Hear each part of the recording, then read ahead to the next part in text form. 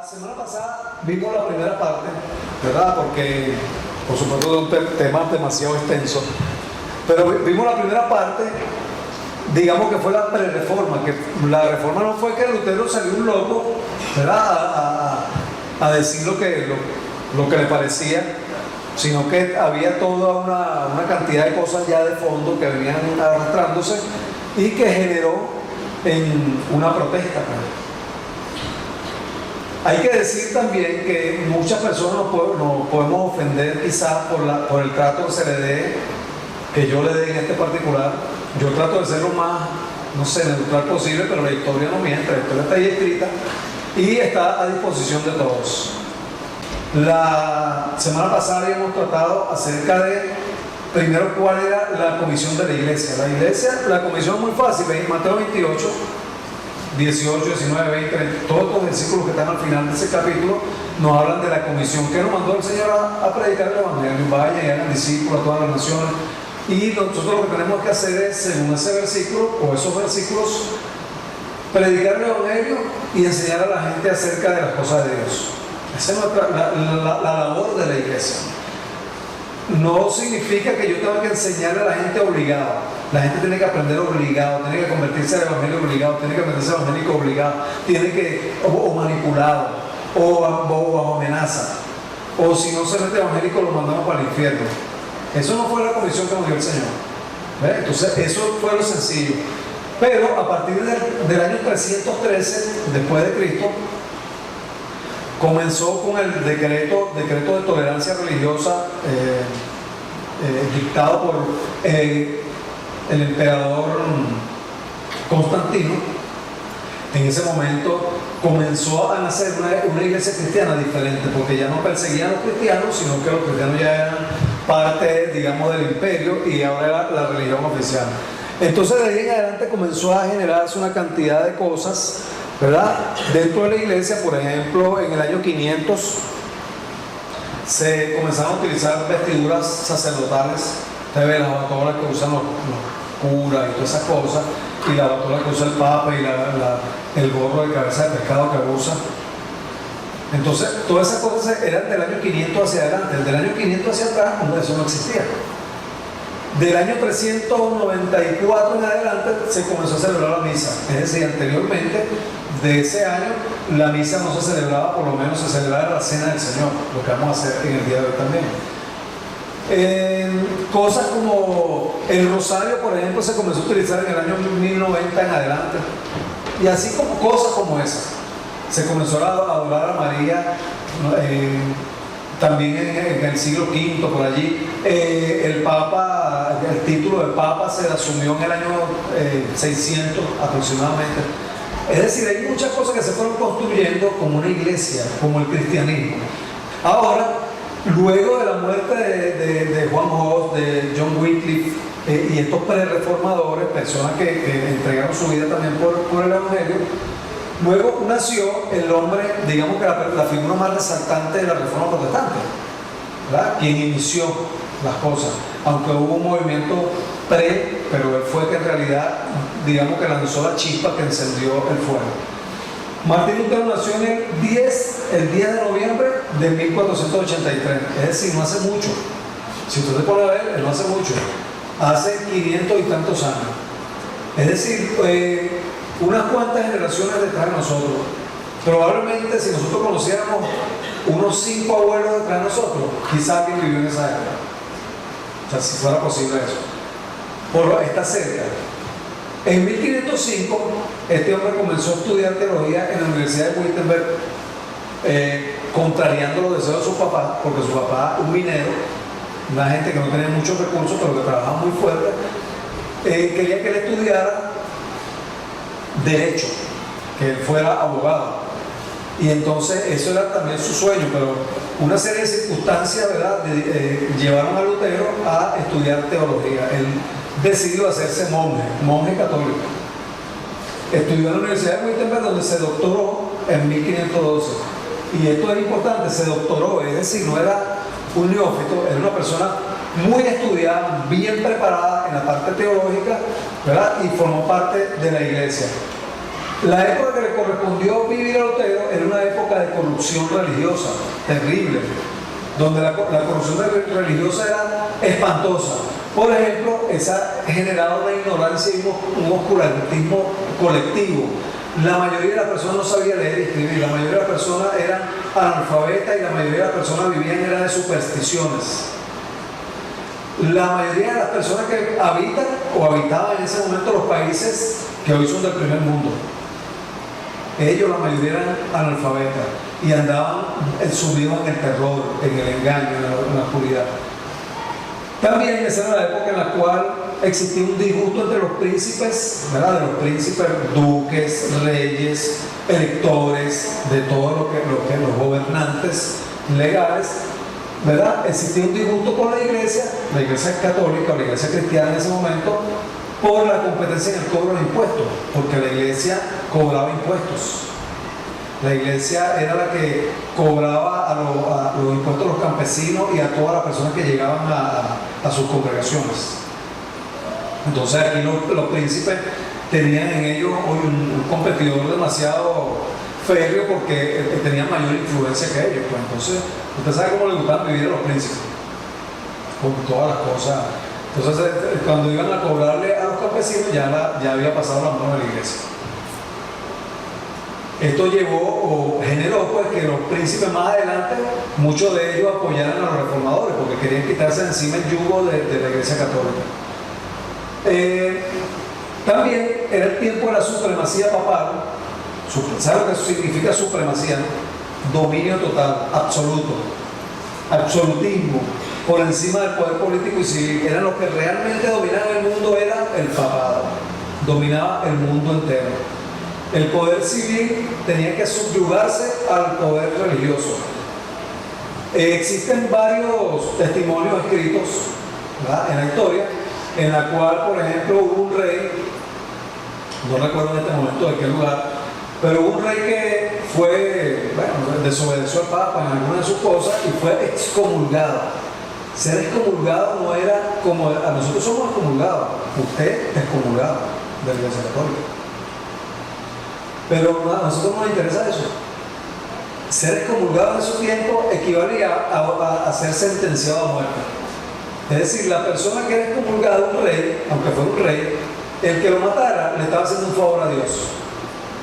Tenía la puerta del cielo abierta porque mató a un hereje. Bueno, esta es la época en la cual nació Lutero. Cuando Lutero clavó sus 95 tesis, lo que tenían 30 y pico de años, 34, 35 años. Joven.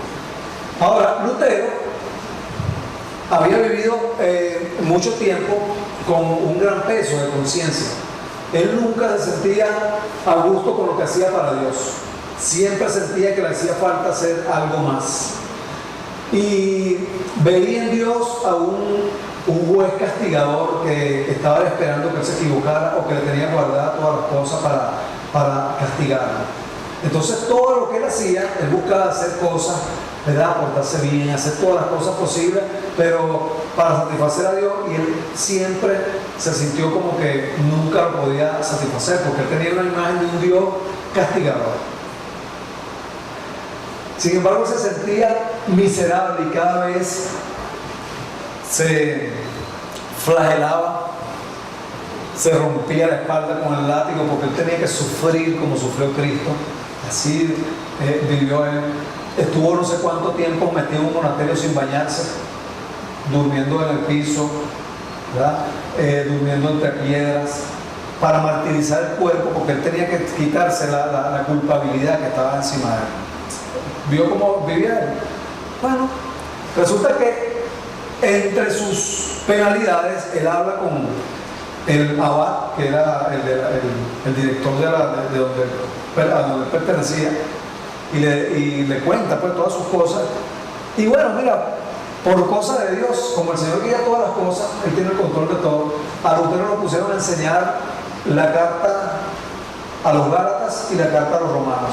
Y cuando él está estudiando y leyendo su carta a los Romanos, se consigue con este versículo y recibe esa iluminación, ¿verdad?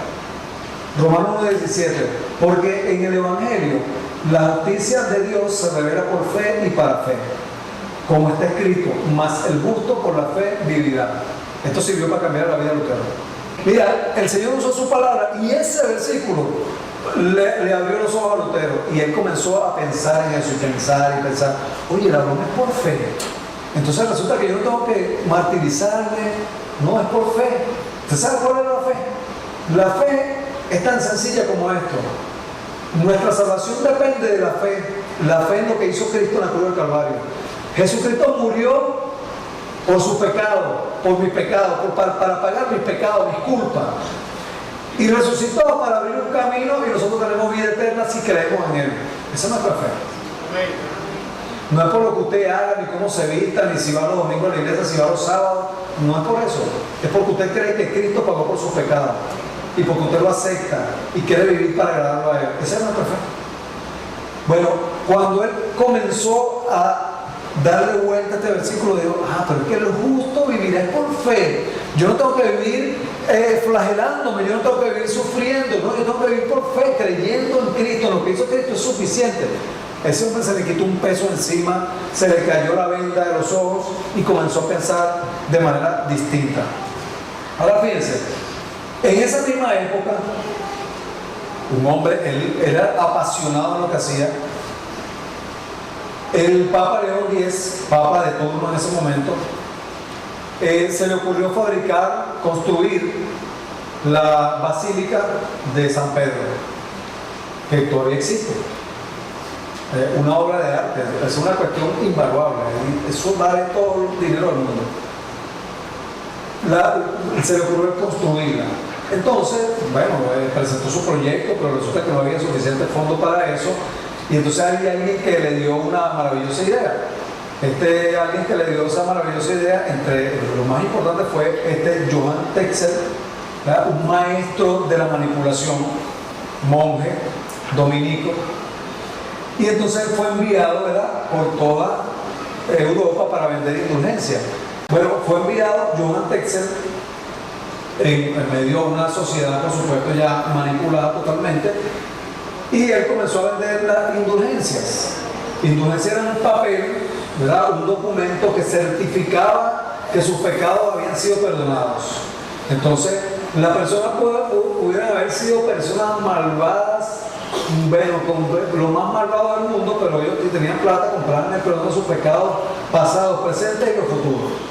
Y con eso tenían garantizado el cielo. ¿Le parece la cuestión? Entonces, mientras Lutero, siendo un buen sacerdote, un buen cura de su parroquia, él predicaba a la gente, y por ejemplo la gente que eran unos borrachos y eran maltratadores con su esposa, él lo agarraba, ¿verdad?, lo aconsejaba, le decía que eso no estaba bien delante de la presencia de Dios, le enseñaba a través de la Escritura. Ese era su trabajo y él mantenía a su mente así.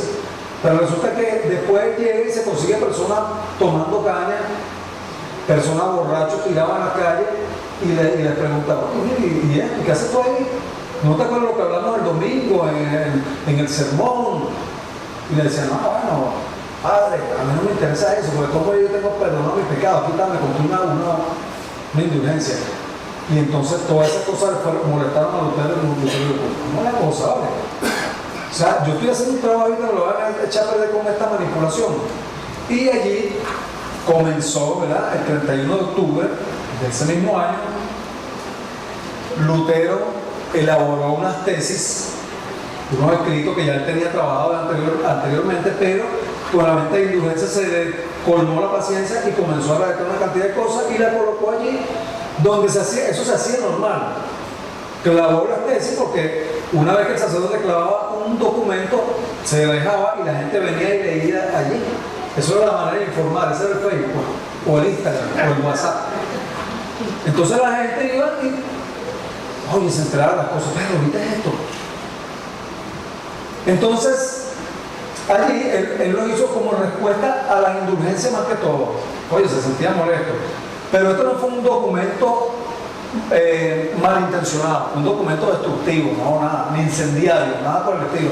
Esto se hacía normalmente porque estos eran unos postulados que él estaba colocando para debatirlo, ¿verdad?, en las universidades, con los catedráticos, con los maestros, para ver quién estaba de acuerdo y quién no. Esto se hacía normalmente. Bueno, esta era la intención de Lutero en ese momento. Ahora, miren un resumen, porque son 95, las 95 tesis, si usted las lee, no es un documento tan fácil de leer ni de entender, pues, porque en realidad la intención no era que se regara así como se regó. La intención era tratarlo en otro escenario. Por ejemplo, una de ellas, aquí hay puros extractos. Dice, las indulgencias solo tienen valor para liberar de las penas que la Iglesia ha impuesto a través del Papa o sacerdotes. Estas penas solo se aplican a los vivos, puesto que los muertos ya son libres de las leyes de la Iglesia. Entonces, fíjate que él reconocía que el Papa tenía poder para perdonar pecados, cosa que sabemos que es herético. El cristiano verdaderamente arrepentido, dice en otro extracto, tiene derecho al perdón completo aún sin carta de indulgencia. Dios le ha concedido una libertad que nadie le puede quitar. Otro dice, es preferible hacer obras de caridad y suplir las necesidades de su hogar que comprar indulgencias. Esto te lo consigue ofensivo. Otra dice así, es doctrina humana predicar sobre el valor de la indulgencia, lo cual es solo una forma de sacarles el dinero a los pobres. Ya esta sí era un poquito más ácida. Entonces ya ahí no le estaba gustando mucho cuando Texas se enteró de eso. ¿Quién fue el hereje que hizo esto?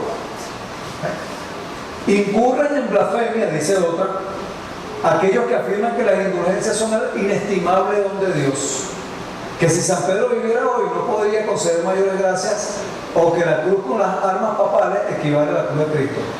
Lo que le estoy queriendo decir ahí es que es una blasfemia decir que la indulgencia que estaban vendiendo era lo más precioso que estaba dando Dios, que ni siquiera San Pedro que viniera y estuviera vivo pudiera dar un perdón similar, y que el Papa tenía tanto poder para perdonar como Dios mismo. Otra dice, ¿por qué el Papa? Mira, este es un postulado bien interesante. Dice, ¿por qué el Papa, cuya fortuna es mayor que la de los más grandes ricos, es decir, el Papa era hipermillonario, no construye con su propio dinero la Basílica de San Pedro en lugar de hacerlo con el de los pobres creyentes? ¿No le parece todo lógico? Bueno, estas eran las cosas que Lutero colocaba ahí. Y otra dice allí, porque si el Papa puede sacar del purgatorio a las personas, no lo vacía sin pedir dinero, solamente por amor cristiano. Se debe enseñar que si el Papa conociera a los excesos de los predicadores de indulgencia, preferiría vender la Basílica de San Pedro o reducir la ceniza antes de construirla con la piel y los huesos de sus ovejas. Entonces, claro, porque él se suponía que el Papa no sabía nada de esto. Si su santidad se enterara de lo que están haciendo estos impíos, y yo sé que el impío estaba allá, era el que había mandado las cosas. Pero esto es más o menos lo que era una réplica de lo que eran las 95 tesis pegadas. Son extensas y son quizás un poco difíciles de leer, pero más o menos esto fue lo que planteó Lutero. Ahora, fíjense qué fue lo que sucedió cuando Lutero clavó esas tesis ahí. Vino alguien, ¿verdad? Leyó las tesis y dijo, esto tiene que saberlo el mundo, esto no se puede quedar así. Y por la providencia de Dios, la imprenta había sido inventada más o menos como 1400, no sé, 1440, ¿verdad? Por ahí más o menos. Había sido inventada la imprenta. Antes de la imprenta, solamente las personas millonarias, ricas, reyes y personas de las hay, eran los que podían tener libros y escritos. Porque las personas encargaban una Biblia, por ejemplo, y tenía que esperar que se la escribieran a mano y se la entregaran. Entonces, luego que se inventó la imprenta, bueno, se proliferó, comenzó a proliferarse la Biblia y toda clase de escritos por todos lados. Bueno, alguien agarró, esto era el equivalente de la copiadora esa funcional que tenemos, multifuncional, de la época. Alguien agarró esa tesis, la arrancó y se la llevó, las tradujo del latín, las tradujo al idioma, por lo menos al alemán, después la tradujeron al inglés, y eso lo regaron por toda Europa. Bueno, eso no era la intención de Martín Lutero, no era la intención de él. Pero esto, donde iba llegando, la gente iba abriendo los ojos. Y resulta que comenzaron los países, ¿verdad?, donde llegaban, empezaban la gente a discutir este tipo de tesis y decían, oye, tienes razón, y la gente comenzaba a leer la Biblia, y la gente comenzaba a cuestionar las prácticas católicas, y la gente comenzaba a cuestionar una cantidad de cosas, y comenzó, ¿verdad?, a formarse lo que fue el criterio protestante en el mundo de esa época, el mundo europeo. Ahora, después de esto, todo el problema que generó, por supuesto, ¿verdad?, países enteros que rechazaban la autoridad papal, y dijeron: señor, usted puede funcionar aquí como iglesia, eso está maravilloso, pero aquí no gobernamos somos nosotros. Entonces eso le comenzó a generar un problema al papado. Y entonces, ¿verdad?, llaman Carlos V en 1521, el 26 de 1521, Carlos V convoca a la dieta de Worms. No era que la dieta era porque estaba muy gordo. No, la dieta era como un consejo de Estado, donde participaba, era como una convocatoria donde venían reyes, príncipes, duques, o sea, toda la realeza, la gente que gobernaba y todos los prelados, pues, cardenales, el papa, todos estaban ahí, los más poderosos. Y Carlos V, para esa época, fue el rey más poderoso que ha tenido Europa hasta el momento, con mayor extensión de poder. Era inclusive dueño de América Latina. En 1521, Carlos V convocó la reunión donde Lutero tenía que defender sus ideas. A Lutero solo, delante de toda esta cantidad de lobos rapaces. Después de haber sido excomulgado, por supuesto, ya el Papa León X lo había excomulgado a la iglesia, es decir, que su vida estaba en peligro, Lutero es citado a acudir a esta asamblea. Allí debía defenderse de las acusaciones de herejía que pesaban sobre él y tenía que pedir perdón por las ofensas cometidas contra la Iglesia Católica. Ahora, ¿cómo? Usted se imagina ese concilio que lo llaman usted delante de más o menos 800 personas, todos de alto, tú sabes, de alto nivel, alrededor, y lo llevan usted solo, y lo paren ahí. Solamente le vamos a hacer dos preguntas, tal cual, dos preguntas. Primero, ¿usted escribió todas estas cosas que están ahí? Diga sí o no. Bueno, sí. La segunda pregunta, ¿usted se retracta de todo eso que está escrito ahí? Él tiene que decir sí o no, nada más. Bueno, pero lo que pasa es que, ¿cómo me voy a retratar de qué? Pero explíqueme, yo no. Silencio, diga sí o no. ¿Se retracta o no se retracta? Eso es el juicio. Está bien, un juicio justo, ¿eh? Bien chévere. Bueno, Lutero, por supuesto, pidió 24 horas para pensarlo. Yo, mire, déjenme pensar, a ver cómo hago. Imagínate, pobrecito. Y esa noche, bueno, yo me imagino a este hombre delante del Señor orando, llorando, desesperado. Bueno, yo no sé qué hacer. Y me imagino, imaginariamente yo estaba ahí con él. Oh, yes, ¿cómo estaría Lutero?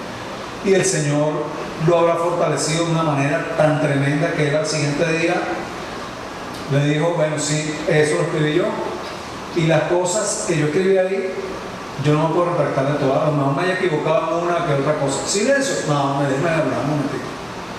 Quizá me pueda retratar de esto, de aquello, ustedes me tendrían que explicar, pero en lo tocante a Jesucristo, yo no me retracto ni me retractaré jamás. Hagan ustedes conmigo lo que quieran. Señor, en tus manos encomiendo mi espíritu. ¿Qué le parece? Mire, y yo no estoy exaltando a Lutero aquí no estamos alabando a Lutero. Una persona que haya tenido errores cristianos, que haya tenido errores, Lutero, a lo mejor tuvo más errores que nosotros. Era iracundo, era salido. Bueno, él tenía sus errores, pero la verdad es que nosotros no decimos aquí, en esta sala, ni los cristianos nunca han dicho que Lutero fue infalible, que nunca se equivocó ni se equivocará jamás. Pero el Papa sí dice que es infalible. Es decir, nosotros tenemos problemas con decir que Lutero se equivocó en esto o en aquello. Sobre nosotros no pesa ningún tipo de responsabilidad, no tenemos peso en ese sentido. Pero en el catolicismo romano el Papa es infalible. Nunca se ha equivocado. Nunca se equivocará. Lo que él diga es como que si lo dijo Dios. Es la voz de Dios en la tierra. ¿A usted le parece que está bien ese concepto? Eso está vigente hasta hoy. Bueno, aquí llaman a este hombre, no se retractó, como espero que cuando corresponda a cualquiera de nosotros, tampoco traicionemos al Señor. Él no traicionó al Señor. Siguió adelante. Más adelante, por supuesto, habría que meterse un poquito más porque Lutero después fue raptado por el mismo Federico el Sabio, se lo llevaron secuestrado, pero fue que para salvarle la vida porque se lo llevaron, tradujo la Biblia al alemán, o sea, lo escondieron por allí. Toda una historia. Ahora, Mateo 5, 10 al 12, esto lo traigo, lo coloco ahí para recordarnos que podemos pasar nosotros también por dificultades así. En el Sermón del Monte, Jesucristo le dice a sus discípulos, le dice, bienaventurados los que padecen persecución. ¿Sabe bienaventurado qué significa? Doblemente feliz, muy felices los que padecen persecución. ¿Está bien? ¿Le suena bien eso? Coherente, no es como muy coherente. Por causa de la justicia, porque de ellos es el reino de los cielos. Bienaventurados son ustedes cuando por mi causa os vituperen y os persigan y digan toda clase de mal contra vosotros mintiendo. Gozaos, es decir, alégrense muchísimo, porque vuestro galardón es grande en los cielos. Porque así persiguieron también a los profetas que fueron antes de vosotros. ¿Qué le parece? Claro, nosotros pensamos que el evangelio es así, que nosotros nos metimos evangélicos y ahora le caemos bien a todo el mundo, porque antes, como éramos medio groseros, ahora nos invitan para la fiesta porque saben que nosotros ya no hicimos grosería. ¿Tú crees que es eso el evangelio? No, hermano. Usted se metió evangélico y se tiró enemigo al diablo y a su séquito. Se lo echó enemigo. Y precisamente quien gobierna el mundo, o sea, el sistema, es Satanás, el príncipe de las tinieblas de este mundo, de este siglo. Y usted vive en este mundo. ¿Qué le parece? Entonces, vivir, ¿verdad?, contra la corriente es una de las características de los cristianos, suya y mía. Vivir contra la corriente de este mundo. Para eso nosotros estamos llamados. Y fíjense, más adelante, por supuesto, todo esto, todo generó, la reforma protestante fue un terremoto dentro de la cristiandad, un terremoto. Esto sacó a la luz una cantidad de cosas y mucha gente abrió los ojos y dijo, bicho, más nunca. Y le hicieron la cruz de la cruz. Se fueron y comenzaron a surgir de allí. Fíjense que una de las cosas que surgieron de la reforma protestante fue las diferentes denominaciones. Esto, para nosotros lo podemos catalogar como algo negativo, o el mundo lo puede catalogar como algo negativo. Oye, Lutero vino y dividió la iglesia. Antes éramos una sola iglesia, la iglesia católica. ¿Sabes? Católico es universal. Una sola iglesia con una sola cabeza, el Papa. Entonces nosotros salimos de ahí y nos dividimos porque ahora salieron protestantes, bueno, el cúmulo de todos, pero salieron luteranos, episcopales, anglicanos, bautistas, metodistas, pentecostales, y así. ¿Ustedes saben? Esto puede ser negativo si nosotros lo vemos desde el punto de vista, bueno, desde el mundo, decimos, oye, sí, se dividieron. Pero es que en realidad nosotros no estamos divididos, aunque los bautistas se han callado y ni siquiera aplaudan. Mire, yo no tengo problema con los bautistas porque ellos reconocen que Jesucristo es su Salvador y único Salvador, y yo también. Entonces no tenemos problema. Ellos reconocen que el Espíritu Santo los guía por la verdad y yo también, no hay problema. Ahora que no aplaudan, yo sí aplaudo. Eso es una cuestión de dividir. Por ejemplo, los testigos dicen que Jesucristo fue un ángel y que no es igual a Dios. A eso sí me divide. O que el Espíritu Santo es una fuerza y yo digo que es Dios y que me guía y que guía mi vida. Eso sí me divide. ¿Entiendes? Ahí tenemos diferencias. Con el romanismo, ellos dicen que María también es mediadora, que también nos puede llevar al cielo, y yo digo que el único mediador es Jesucristo. ¿Eso me divide? Me divide. Entonces la división está bien en un sentido, está bien. Me divide del error. Martín Lutero dijo una frase que muchos se han burlado de ella, ¿verdad? Cuando nosotros decimos este tipo de frases, nos dice que somos divisionistas, radicales, saboteadores. Martín Lutero dijo, es mejor estar separados por la verdad que unidos en el error.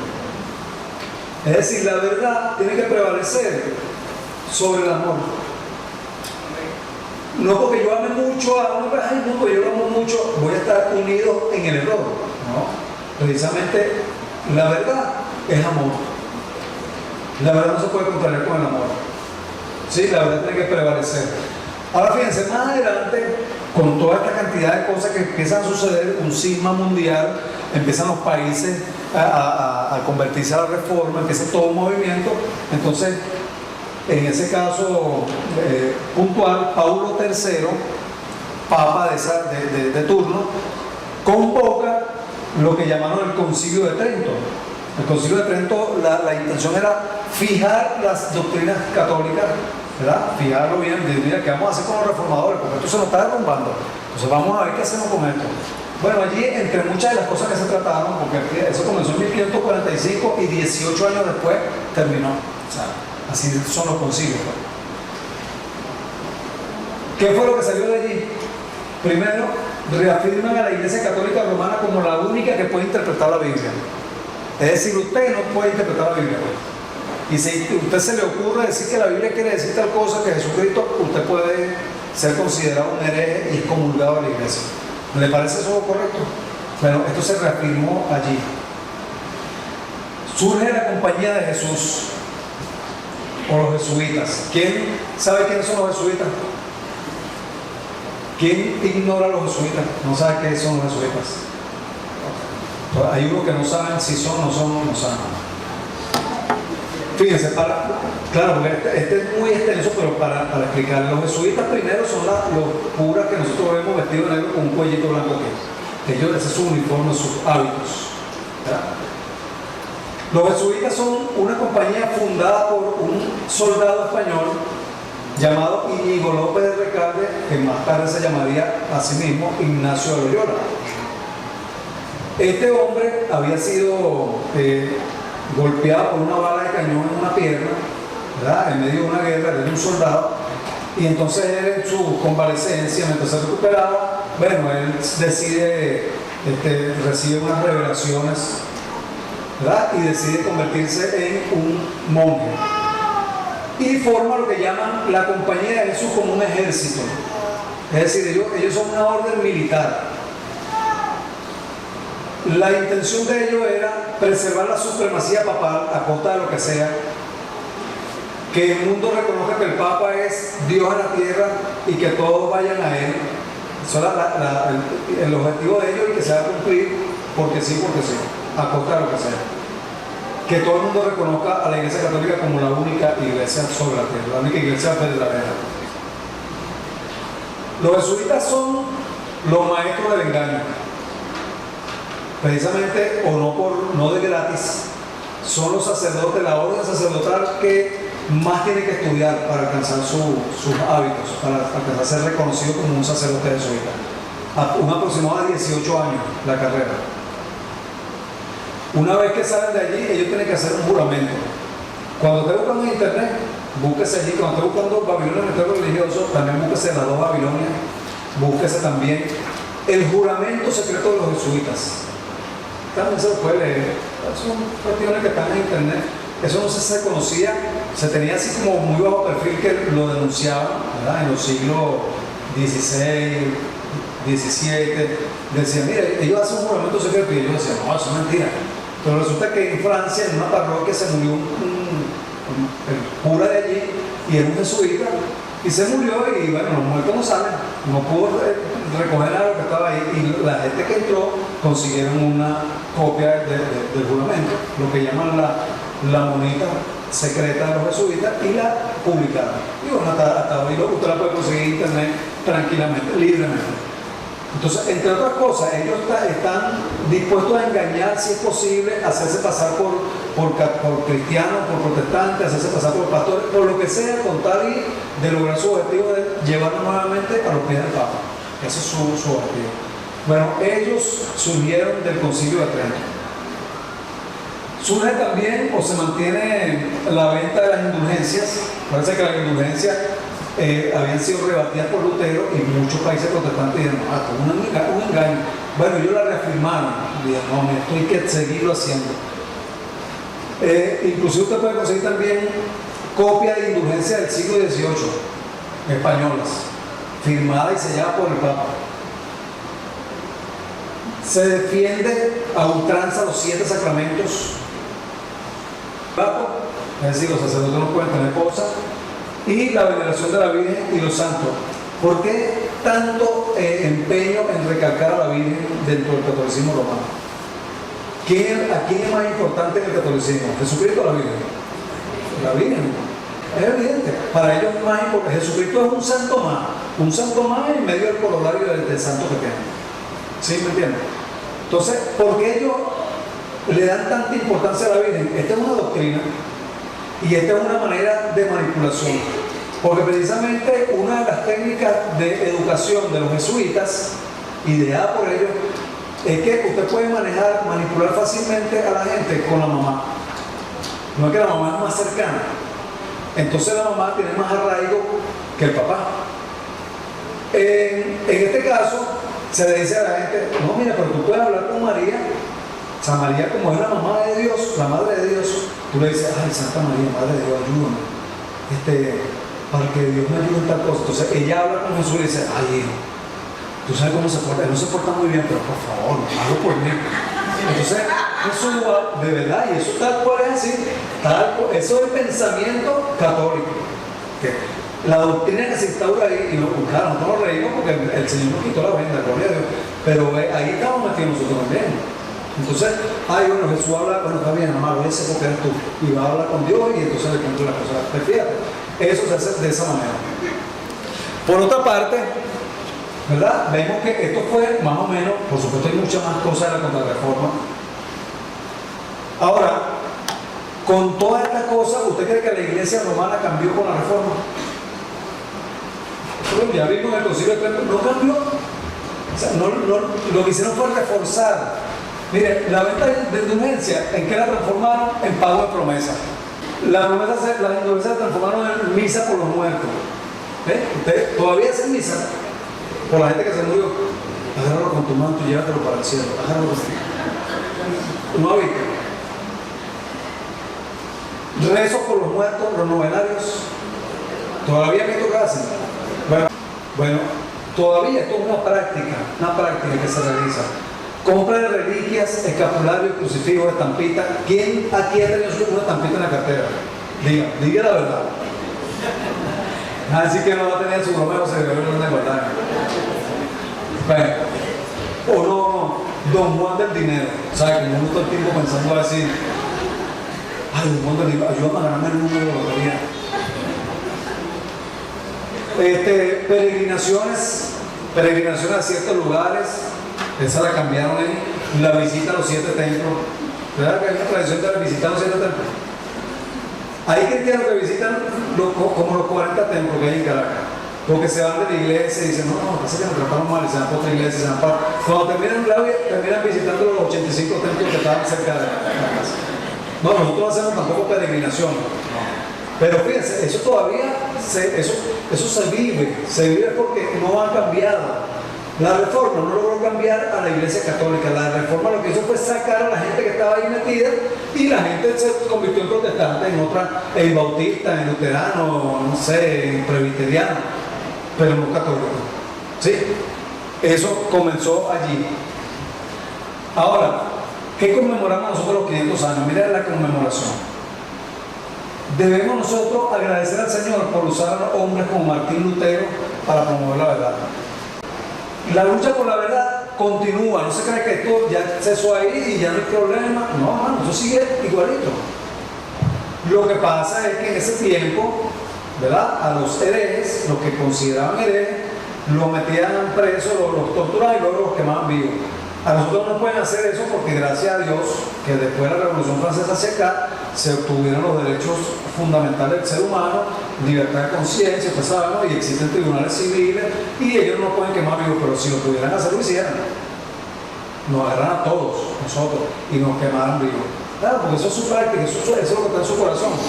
La lucha por la verdad continúa, eso no se ha acabado, tenemos que seguir luchando por la verdad de la palabra de Dios. Hay gente a nuestro alrededor que todavía está pensando, diciendo, bueno, pero nos ponemos a unir, ya la protesta terminó. No, la protesta terminó. ¿Dónde sale eso? ¿Quién dijo? Los elementos que causaron la reforma todavía están vigentes. Ya lo vimos, las influencias siguen vigentes. ¿No siguen bautizando niños? ¿O si siguen bautizando niños en la iglesia católica? ¿Siguen haciendo la misa? ¿O ya ellos dicen que la misa, la galletica esa, no es Cristo encarnado ahí, sino que es una simple galleta? ¿Ellos lo dicen así? ¿O siguen diciendo que ese Cristo de carne y hueso, que tú te lo comes? Siguen diciendo. Es decir, eso todavía está vigente. Todavía usted está sentenciado. Yo estoy sentenciado. Todos estamos sentenciados a muerte por ellos, por ese sistema. El romanismo no ha cambiado. Siguen siendo igualitos. Lo que pasa es que están bajo perfil porque no pueden hacer lo mismo que hacían en el pasado. Pero en el momento en que puedan recuperar su poder y su dominio, y hermano, agárrese. Porque aquí lo que va a haber es la persecución violenta. Porque esa es la esencia de la Iglesia Católica: perseguir a los que no están de acuerdo con ellos, perseguir. Recalco, no estoy metiéndome con la Iglesia Católica, estoy diciendo lo que está en la historia y lo que sucede y lo que ha sucedido hasta ahora, hasta ahorita. Donde se le da una oportunidad, mi hermano, eso causa lo que sea. ¿Usted cree que se está configurando en el mundo? Que ya ellos se les olvidó las cosas, se les olvidó que nosotros los desafiamos, nosotros los cristianos, que nosotros estamos fuera de la Iglesia Católica y no nos sujetamos a ellos. ¿Usted cree que eso se les olvidó? Ahora, ¿qué debo hacer yo con toda esta información? Mire, nosotros no estamos aquí, como dije en un principio, no estamos para ofender a nadie, ni para burlarnos de la religión, ni para burlarnos de las cosas que ellos hacen, ni para desafiarlos. No, para nada, nosotros los respetamos. Si ellos quieren hacer sus actividades, que no hay ningún problema. Si en alguna oportunidad nos corresponde de repente un rescate aquí, un cura con nosotros, no hay ningún problema. Pero de allá que yo esté unido en cualquier cosa, con una actividad constante con ellos, no. Yo en punto de espacio, mira, estamos bien lejos. ¿Sí me entiendes? Pero, ¿qué debo hacer? Hermano, yo tengo que convertirme en un estudioso de la Biblia. Yo sé que hay gente que no le gusta leer, porque le da sueño, porque no construyó su hábito, el hábito de la lectura. Pero si nosotros no leemos y estudiamos la Biblia, buscamos el rostro de Dios en la Biblia, somos presas fáciles, o nos pueden arrastrar fácilmente. Tenemos que amar y ser pacientes con quienes están engañados en el romanismo. Nosotros no podemos llegar, ahora como entendemos la broma, y vamos a llegar ahora a la casa y su mamá, que tiene la virgencita del Carmen Guinday, todo lo que estaba diciendo hoy ahí el predicador, vamos acá, tiene esa broma para la basura, eso es paganismo, mamá. No, porque eso es irrespeto. Usted puede agarrar y romper las estatuas, pero no le puede romper la estatua que está en su corazón. No, usted no puede hacer nada con eso. Respételo, ámelo. Acuérdense que ustedes, unos también salió de ahí, nunca me están engañados. Ámelo, respételo. Uno, si tiene que estar ahí y decirle buenos días, ¿cómo está? Y así que alguien una virgen meciendo, no importa, que hagan sus cosas. Hay que respetarlos, amarlos y orar por ellos. Pedirle al Señor que nosotros podamos permanecer firmes en la fe, así como permaneció usted, a pesar de que nos estén por quitar la vida. A lo mejor muchos de nosotros decimos, yo sí, yo estoy ahí, yo sí se lo digo. No, bueno, tú, falso. Pero de repente nos vamos rodeados por la broma y nos dan 3 periódicos por la cabeza y no, yo no fui evangélico, yo no. ¿Ya no se acuerda Simón Pedro?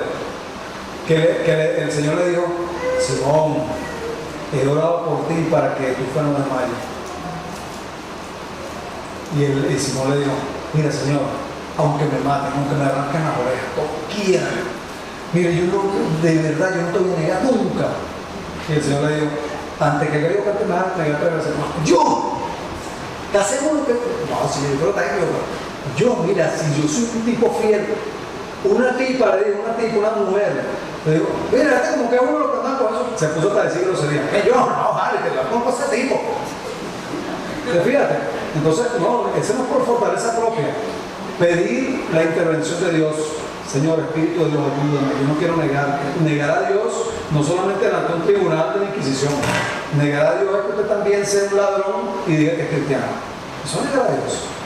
Oye, que el Señor nos dé la fortaleza suficiente para nosotros no mirar lo que no tenemos que mirar,